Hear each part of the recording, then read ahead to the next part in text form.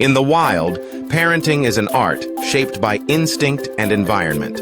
Take the case of the seahorse, where the male carries the young in a pouch until they are ready to face the world. Or consider the nurturing behavior of elephants, who form tight-knit family units, ensuring everyone contributes to the care of the calves. Penguins display remarkable teamwork. Both parents take turns incubating eggs and feeding the chicks, showcasing a powerful bond.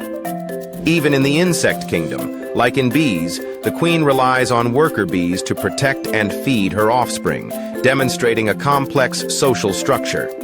These strategies highlight the incredible adaptability and ingenuity found in the parenting practices of the natural world.